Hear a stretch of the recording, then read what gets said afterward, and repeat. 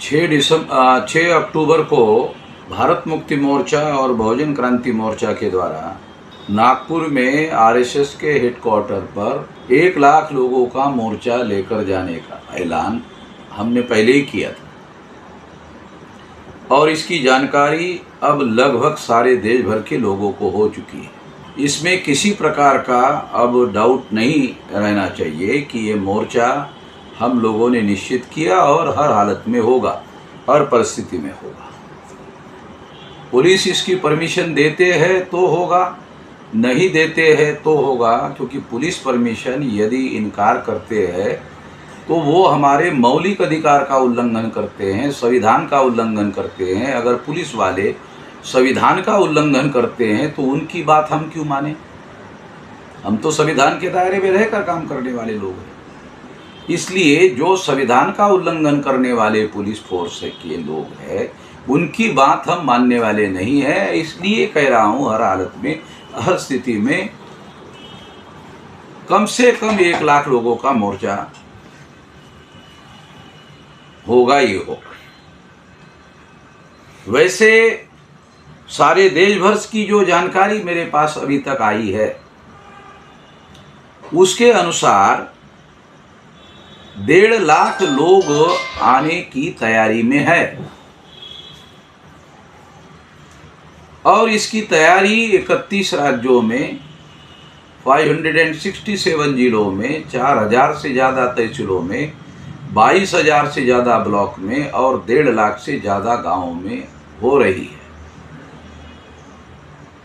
इसलिए इस तैयारी के अंतर्गत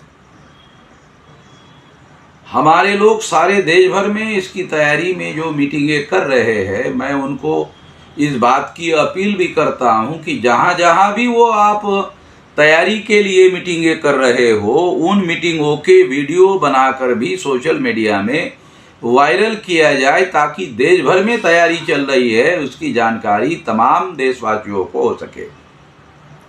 ये किया जाना जरूरी है और संगठन के कार्यकर्ताओं को ये निर्देश दिया जाता है कि उसके वीडियो निकालकर सारे देश भर में सोशल मीडिया में वायरल किया जाए।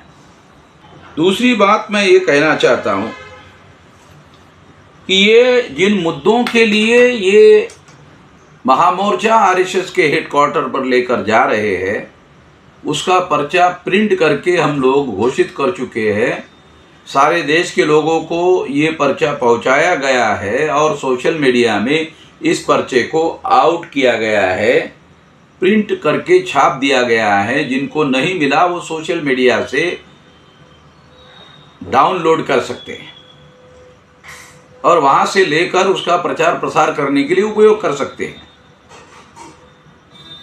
और इस तरह से किसी प्रकार की कोई रुकावट नहीं है।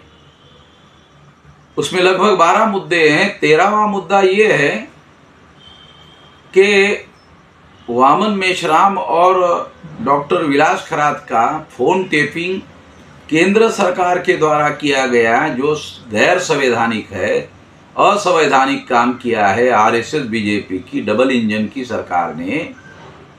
तो ये डबल इंजन की सरकार ने ये संविधान विरोधी काम किया है, उसके सारे दस्तावेजी सबूत भी हमारे पास है। ये भी एक भयंकर कार्य इन लोगों ने किया, ये संविधान के विरोध में इन्होंने काम किया। इसके विरोध में भी ये मोर्चा निकाला जा रहा है और इस मोर्चा के बाद ये मामला सुप्रीम कोर्ट में भी लेकर जाया जाएगा। तो ये एक बहुत महत्वपूर्ण बात है। इसको ध्यान में रखते हुए सारे देश भर के लोगों को इसके लिए अपने संवैधानिक अधिकारों की रक्षा करने के लिए किया जाना जरूरी है। यह मोर्चा संविधान की रक्षा करने के लिए तो है ही है। संविधान की हम रक्षा क्यों करना चाहते हैं? तो ब्राह्मण धर्मी लोगों का जो संविधान था मनुस्मृति, उन्होंने हमारे अधिकारों को समाप्त कर दिया था। मगर 26 जनवरी 1950 के द्वारा जो संविधान लागू किया गया उस संविधान में बाबा साहब आम्बेडकर के द्वारा शेड्यूल कास्ट के लोगों को, शेड्यूल ट्राइब के लोगों को, ओबीसी के लोगों को, माइनॉरिटी के लोगों को, कुणबी मराठा लोगों को और देश भर के तमाम उन लोगों को अधिकार बहाल किए हैं। तो उन लोगों के अधिकारों की सुरक्षा करने के लिए संविधान की रक्षा करना जरूरी है, इसलिए भी ये मोर्चा निकाला जा रहा है।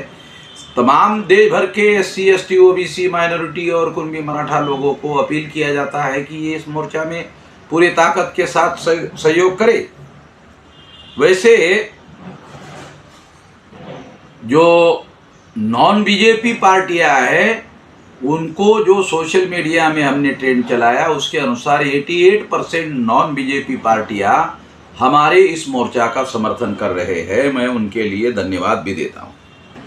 जो सारे देश भर में हमारे लोग तैयारी कर रहे हैं, आज शाम तक या रात तक तैयारी के कम से कम 500 और ज़्यादा से ज़्यादा 1000 वीडियो सोशल मीडिया में अपलोड किए जाने चाहिए, ऐसा मेरी अपील है। ये अपील करते हुए मैं अपनी बात यहीं पर समाप्त करता हूँ।